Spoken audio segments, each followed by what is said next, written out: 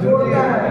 सेतु जो होता है क्या करता है, इधर के रास्ते और इधर के रास्ते को बीच में ब्रिज बन के उसको क्या करता है, जोड़ देता है ताकि हमको दिक्कत नहीं होता है। देखिए ये बीच में ब्रिज की भूमिका कैसे निभा रहा है, ये इसको एडजस्ट कर दिया, मान के चलिए इसको तोड़ देंगे तो ये अलग हो जाएंगे, ये अलग हो जाएंगे।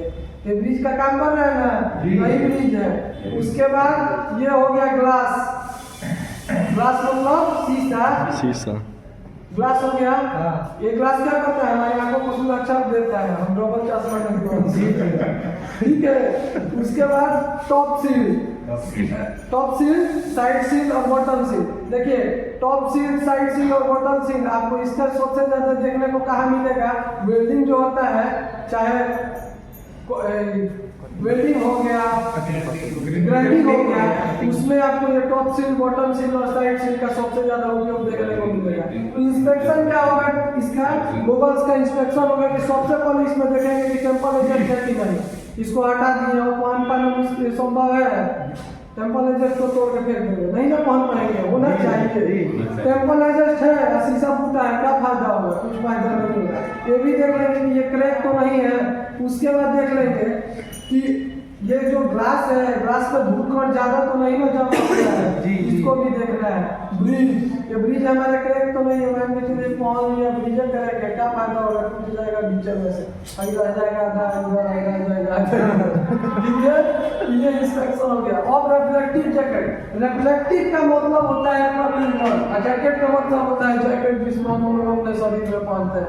रिफ्लेक्टिव क्या करता है, रिफ्लेक्ट करता है, आकर्षित करता है, किरण करता है, किरण उसमें से निकलता है। एक ऐसा रे निकलता है जहाँ पे हम लाइट जलाएंगे तुरंत मालूम चल जाएगा कि वहाँ पे कुछ चीज रिफ्लेक्ट कर रहा है, यानी कि चमक रहा है। इसका हम लोग उपयोग कहाँ करते हैं, ठंड का दिन है, मान के चलिए पूरा कुहासा है, काम चल ही रहा है, तो वहाँ पर अगर इसको रिफ्लेक्टिव जैकेट को हम पहन लेंगे ना, यहाँ से जैसे ही हम कोई टॉर्च देंगे, माने रोशनी से इसके रोशनी और उसके रोशनी में कनेक्ट होगा तो बीच में पता चलेगा कि वहाँ पर कोई है। आप ये समझिएगा ना, तो रिफ्लेक्टिव जैकेट से हमारा टॉर्च कनेक्ट होकर रह जाएगा। रिफ्लेक्टिव जैकेट नहीं है ना, आपके बॉडी से कनेक्ट होने वाला नहीं है। इसलिए ठंड के दिनों में रात में कुहासा हो गया तो रिफ्लेक्टिव जैकेट का होना अनिवार्य है। और रिफ्लेक्टिव जैकेट में भी दो प्रकार के रिफ्लेक्टिव जैकेट होते हैं। एक ऐसा रिफ्लेक्टिव जो कि आम आदमी बॉडी में आ जाए, अब वेट उनका ज्यादा है, उसको क्या करना चाहिए, waste belt. Hand gloves, reflective jacket के बारे में समझ में आएगा। हैंड ग्लव्स मतलब हाथ का दस्ताना। हाथ का दस्ताना क्या होगा, तो हमारे हाथों को सुरक्षा करेगा। जैसे हेलमेट हमारे सिर को सुरक्षा करता है, गूगल्स हमारे हाथ को सुरक्षा करता है, वैसे ही हैंड ग्लव्स जो होता है वो हमारे हाथों को सुरक्षा करता है। हैंड ग्लव्स बिना पहने और पत्थर उठाने लगे हो सकता है कि हाथ में कट जाएगा, हाथ में छूट जाएगा। कोई लकड़ी ऐसा उठा लिया जिसमें कि कटा है, वो हमारे हाथों में चला जाएगा, जिसको सिरका बोलेंगे, ठीक है। हैंड ग्लव्स तो हमारे हाथों को सुरक्षा करता है।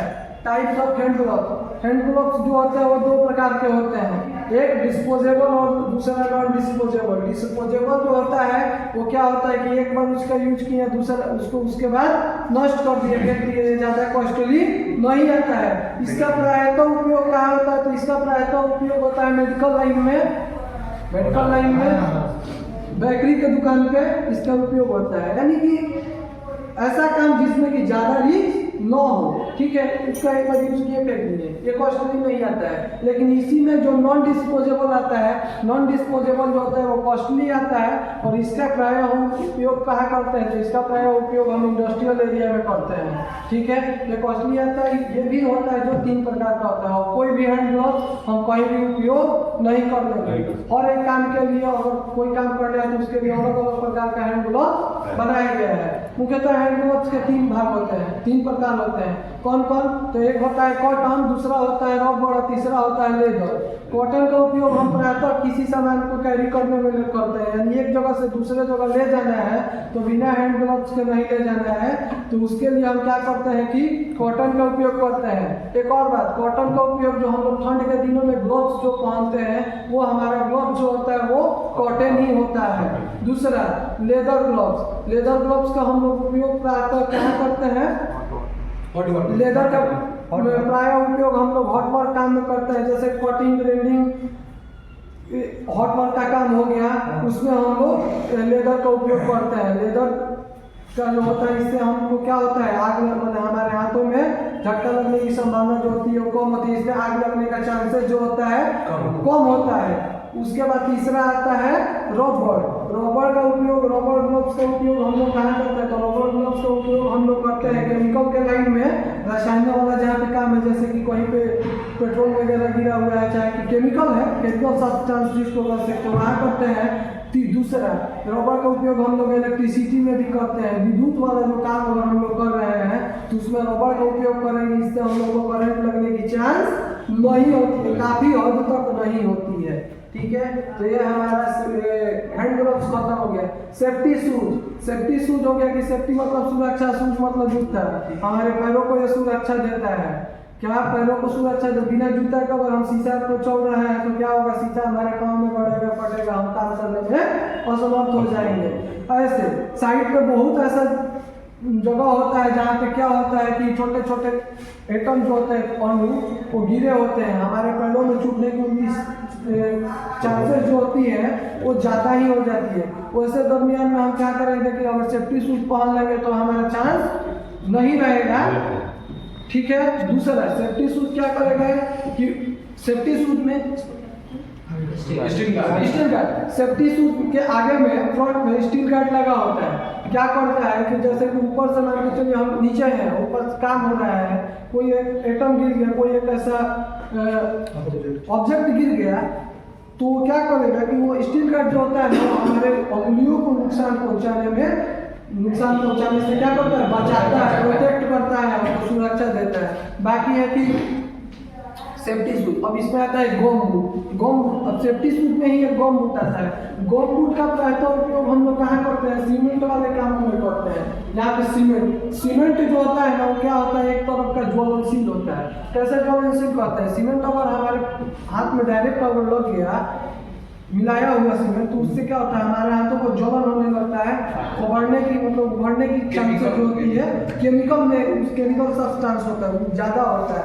ऐसे दरमियान में हम क्या करेंगे कि अगर गम बूट्स का उपयोग करते हैं तो उससे हमारे पाँव को इफेक्ट नहीं होगा। दूसरा दलदल वाला अगर कहीं काम है, पानी वाला अगर कहीं काम है, तो गम बूट्स का उपयोग करते हैं तो पैर जो होता है, पैर की उंगली टोए वो सड़ जाता है। कहीं हम लोग प्रायतः में देखेंगे कि वो सड़ता है, वो सड़ने का चांसेस जो होता है वो नहीं होता है। ठीक है, रेस्पिरेटरी जो होता है उसका सीधा संपर्क हमारे श्वसन से होता है, सांस लेने से। अगर सांस ले रहे हैं, सांस मिल रहा है तो रेस्पिरेटरी टिपी के अंतर्गत आएगा, सांस नहीं मिल रहा है तो नॉन रेस्पिरेटरी के अंतर्गत आ जाएगा। अब रेस्पिरेटरी में हम कह सकते हैं कि एस्कावा आता है, स्कूबा आता है, अल्बा आता है, मास्क आता है। एस्कावा का उपयोग हम लोग प्रायतः कहाँ करते हैं, पानी से बाहर करते हैं। पानी से बाहर अगर सांस लेने की जरूरत है तो एस्कावा का उपयोग करेंगे, पानी के अंदर अगर सांस लेने की जरूरत है तो स्कूबा का हम लोग प्रयोग करेंगे। कंटेन और नॉन कंटेन, कंटेन का उपयोग हमारे श्वसन से होता है, जिससे कि हमको ऑक्सीजन मिलता है, O2, ऑक्सीजन का शॉर्ट फॉर्म O2 होता है। अगर ऑक्सीजन मिल रहा है तो वो कंटेन है, ऑक्सीजन नहीं मिल रहा है तो वो नॉन कंटेन है। नॉन कंटेन में जैसे कि हेलमेट आ जाएगा, ग्लव्स आ जाएगा, सेफ्टी शूज आ जाएगा, रिफ्लेक्टिव जैकेट आ जाएगी, इससे हमको शोषण, सांस नहीं मिल रहा, ऑक्सीजन नहीं मिल रहा है, ऑक्सीजन नहीं मिलेगा, हम सांस लेने में असमर्थ हो जाएंगे। और अगर सांस लेने में असमर्थ होगा तो मृत्यु की चांसेस जो होगी वो क्या होगा, 110% हो जाएगा। इसलिए सेफ्टी बेल्ट मतलब सुरक्षा बेल्ट मतलब होता है कि बांध दिया। ठीक है, सेफ्टी बेल्ट का प्रायः उपयोग हम लोग कहाँ करते हैं, तो वर्केट हाइट के काम में करते हैं। वर्केट हाइट क्या होता है, ऊंचाई का काम। 1.8 मीटर से ऊपर अगर कोई भी काम हो रहा है तो वर्केट हाइट के अंतर्गत आता है। Any work above 1.8 metre from ground level is called work at height. ठीक है, तो सेफ्टी बेल्ट। अब सेफ्टी बेल्ट के कुछ पार्ट्स हम बता देते हैं। सेफ्टी बेल्ट अगर ऊंचाई पे हम काम करने जा रहे हैं तो सेफ्टी बेल्ट के साथ हमारे लिए प्राय हम सेफ्टी बेल्ट तो पहन के चढ़ गए, लेकिन ऊपर में हमारे साथ इसके लिए और कुछ चीज़ों की जरूरत होती है जो सेफ्टी बेल्ट के अंतर्गत ही आता है। जैसे सेफ्टी नेट, ऊपर में हम काम कर रहे हैं ना, तो नीचे में सेफ्टी नेट होना जरूरी है। ऊपर से हम अगर गिर भी गए तो सेफ्टी नेट पे आ जाएंगे, बच जाएंगे। अगर नीचे आ गए तो उसके बाद फाइन होगा। ठीक है, जहाँ पे हम वर्केट हाइट का काम करने जा रहे हैं वहाँ पे सबसे पहले हम क्या करेंगे कि जहाँ पे वर्क एट हाइट का हम काम करने जा रहे हैं वहाँ पे सबसे पहले हम क्या करेंगे, वहाँ पे हम कुछ सबसे पहले प्रिकॉशन ये करेंगे कि एरिया को बैरिकेड करेंगे। एरिया को क्या करेंगे, बैरिकेड कर देंगे। बैरिकेड करने के बाद वहाँ पे टैग लगा देंगे कि यहाँ पे वर्क एट हाइट का काम हो रहा है, चल रहा है, ताकि कि वहाँ पे ऐसे व्यक्ति न आए जिसका वर्क एट हाइट से कोई संपर्क न हो सकता है कि ऑब्जेक्ट कोई गिर जाए, आप बिना चुपचाप तमाशा देख रहे हैं, आपके सर पे बिना हेलमेट के हैं, गिर गया, गिरने के बाद क्या होगा कि नुकसान आपको हो जाएगा। ठीक है, अब आ गया सेफ्टी बेल्ट। ठीक है, सेफ्टी बेल्ट, सेफ्टी बेल्ट में ये होता है एंकर या इसको हुक बोलते हैं। ठीक है, ये हो गया हमारा एंकर। हुकलेज, हुकलेज का प्रयोग हम लोग करेंगे कि सेफ्टी बेल्ट तो लेकर ऊपर चलेगा और खाली सेफ्टी बेल्ट पहन लिए, क्या ये सुरक्षा हमको हो जाएगा? नहीं, जब तक इसको जाके ऊपर किसी चीज में फंसाएंगे नहीं, सुरक्षा होने वाला लाइफ लाइन उसको जहाँ हम लोग फंसाते हैं उसको हम लोग क्या कहते हैं, लाइफ लाइन। जैसे कि इसमें एक छोड़ निकला हुआ, इसमें फंसा देंगे, ऊपर में हम काम कर रहे हैं, नहीं गिरेंगे। ठीक है, उसके बाद देखिए, उसके बाद ये हो गया हमारा डी विंग। ये जो कहाँ से, हुकलेज से जुड़ा होता है, किसके द्वारा? तो लैनियार्ड के द्वारा। ये हमारा डी रिंग हो गया, ये हमारा लैनियार्ड हो गया। लैनियार्ड जो हो गया वो डबल होना चाहिए, सिंगल होता है केवल वो प्रैक्टिकल के लिए, वो थ्योरी में उसका आप उपयोग नहीं कर सकते हैं, साइड में आप उसका उपयोग नहीं कर सकते हैं, प्रैक्टिकली बता सकते हैं। अब जो चलिए साइड पे तो ये डबल होना अनिवार्य है। इसके साथ हम इसका इंस्ट्रक्शन भी बताते चल रहे हैं। ठीक है, देखिए ये जो है ना, ये एकदम ठीक होना चाहिए, टूटा नहीं होना चाहिए, हाँ, इसमें जंग नहीं लगा होना चाहिए। हुकलेज और हुक, हुकलेज और हुक एकदम ये ठीक होना चाहिए, इसमें जंग नहीं लगा होना चाहिए, टूटा नहीं होना चाहिए। इसका डी रिंग जो है ना, इससे जुड़ा होना चाहिए। डी रिंग में देख लेंगे कि कोई कटा फटा तो नहीं है, टूटा तो नहीं है, जला तो नहीं है। ये हो गया हमारा लैनियार्ड। लैनियार्ड अगर किसी भी प्रकार का अगर टूटा है, जला है, कटा है तो हम इसका यूज नहीं करेंगे। अगर ये नहीं टूटा है तो इसका यूज हम कर सकते हैं। उसके बाद हम आते हैं, यह हमारा हो जाएगा लैनियार्ड। और लैनियार्ड और सौ के जो एब्जॉर्बर को जो जोड़ता है उसको हम कहेंगे डी ब्लॉक। क्या कहेंगे? D block. ये लोहे का होता है और ये प्लास्टिक का होता है, देख लीजिए एकदम सीधे स्पष्ट है आपके सामने होता है, ये लोहे का होता है। ठीक है, डी ब्लॉक ये होता है हमारा शॉक एब्जॉर्बर। हो सकता है कि वर्क के टाइप पे हम काम कर रहे हैं, गिरने के बाद क्या होगा, जो गिरने के दरमियान में हमको जितना झटका लगना चाहिए, जितना नुकसान होना चाहिए उतना नुकसान नहीं होगा। ये झटका को काफी हद तक क्या करता है कि कंट्रोल कर लेता है। ठीक है, डी ब्लॉक यहाँ पे भी है। हाँ, उसके बाद ये हमारा हो गया सेफ्टी बेल्ट। सबको पहनने आता है, इसमें पहनने की जरूरत नहीं है। देखिए इसमें क्या होता है, एक होता है चिन स्ट्रिप और चेस्ट स्ट्रिप और चेस्ट लॉक। यहाँ आता है शोल्डर स्ट्रिप, यहाँ आता है थाई स्ट्रिप और थाई लॉक। थाई मतलब यहाँ लॉक करता है उसको आके, यहाँ पे स्ट्रिप मतलब फीता। ठीक है, इसका काम कंप्लीट है। जिसको पहनना होगा भैया पहन के बता देंगे। उसके बाद आता है बैरिकेशन। बैरिकेशन का मतलब होता है बैरिकेड करना, यानी कि घेराबंदी कर देना, घेर देना। उसे भी आपको बता देना वहाँ पे टैग लगा के कि यहाँ पे क्या हो रहा है, घेराबंदी लगाया गया है यहाँ पे, यानी कि काम हो रहा है, सूचित कर देना, बता देना, सूचना दे देना एकदम कि आदमी दूर से देख ले तो उसको मालूम चल जाए कि हाँ यहाँ पे क्या हो रहा है, काम हो रहा है, यहाँ पे जाना हमारे लिए नुकसानदेह साबित हो सकता है। ठीक है, तो बैरिकेड का काम ये होता है कि एरिया को बैरिकेड कर दिया, यानी समझने वाला समझ जाएगा। और बैरिकेशन में भी दो प्रकार का बैरिकेशन होता है, एक सॉफ्ट बैरिकेशन, एक हार्ड बैरिकेशन। मामूली अगर काम है, ऐसा तो किसी भी काम को करने के लिए हम एरिया को क्या करेंगे, बैरिकेड करेंगे। मामूली अगर काम है हमारा तो हम वहाँ पे सॉफ्ट बैरिकेशन से काम चला लेंगे। अगर ज़्यादा रिस्क वाला काम है, ये डिपेंड करता है रिस्क पे, अगर ज़्यादा रिस्क वाला काम है तो वहाँ पे हम हार्ड बैरिकेशन करेंगे। सॉफ्ट बैरिकेशन में सॉफ्ट वेरिफिकेशन करने के लिए हमारे पास प्रायतः क्या क्या होना चाहिए? तो हमारे पास सेफ्टी टेप होना चाहिए, जिसको कॉशन टेप भी हम लोग बोलते हैं।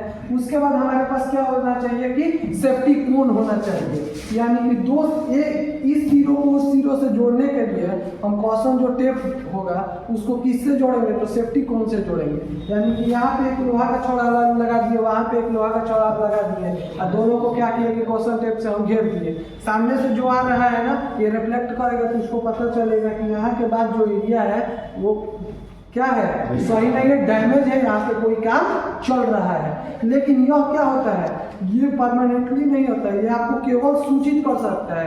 ये आपकी इच्छा है, अगर चाहिए तो आप तोड़ के जा सकते हैं, दुर्घटना का शिकार हो सकते हैं। इसमें किसी भी प्रकार का आप पर दबाव नहीं है, ये आपकी निजी इच्छा है, ठीक है। लेकिन हार्ड वेरिफिकेशन जो हो गया उसको क्या करेंगे? हार्ड वेरिफिकेशन में हम पूरी तरीके से उस एरिया को जो होगा ना ब्लॉक कर देंगे, घेराबंदी कर देंगे, यानी सूचित कर देंगे कि यहाँ के बाद अगर आप जा रहे हैं तो इसका जिम्मेवारी आपकी होगी, आप दुर्घटना का शिकार 100% हो जाइएगा, ठीक है। जैसे पुल, ऊपर में पुल बना हुआ है, समझिए, जैसे पुल के बाद हम पार कर गए तो कहाँ जाएंगे? सीधे नीचे जाइएगा, आप दुर्घटना का शिकार हो जाइएगा। इसका प्रायः उपयोग हम लोग कंस्ट्रक्शन के लाइन में करते हैं, रोड वगैरह के काम में करते हैं। हार्ड वेरिफिकेशन में जैसे आयरन प्लेट आ गया, कंक्रीट बैग आ गया, स्कैफोल्डिंग प्लेट आ गया, GICT आ गया, कंक्रीट बैग, हाँ कंक्रीट बैग आ गया, ये सब दिख गया। उसके बाद फायर का मतलब होता है आग। आग से संपर्क में आइएगा, आग जलेगा, पैर जलेगा, जो संपर्क में आएगा, जो पार्ट संपर्क में है वो हमारा नुकसान हो जाएगा। तो फायर का मतलब होता है, ये क्या होता है? ये रासायनिक अभिक्रिया होता है, केमिकल रिएक्शन होता है। किसके भी? हीट, फ्यूल और ऑक्सीजन। हीट है, फ्यूल है, ऑक्सीजन नहीं है, आग लगने की चांसेस नहीं होगी। यानी कि ये तीनों का होना एक ही पास होना अनिवार्य है, तो जाके आग लगेगा।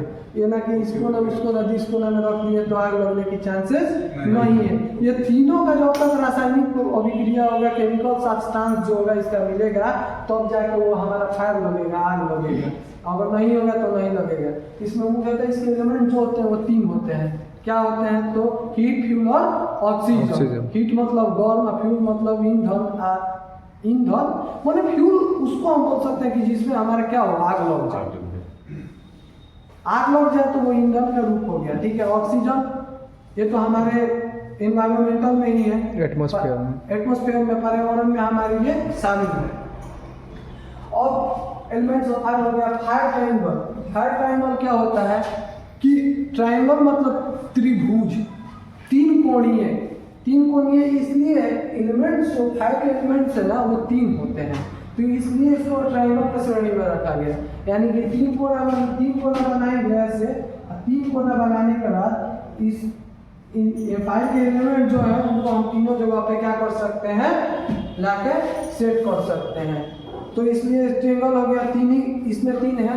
और टेट्राहेड्रन क्या होता है? मान के चलिए यहाँ पे हम फ्यूल कर दिए, यहाँ पे हम O2 कर दिए और यहाँ पे हीट, यहाँ पे हम हीट कर दिए, ठीक है। तो ये तो तीनों पे तो सेट हो गया, तो समझिए कि फायर ट्रायंगल हो गया। लेकिन टेट्राहेड्रन क्या होता है कि इनके बीच में जब तक चेन रिएक्शन नहीं होगा, केमिकल रिएक्शन नहीं होगा, हम पहले बताते हैं आग लगने की चांसेस नहीं होगी।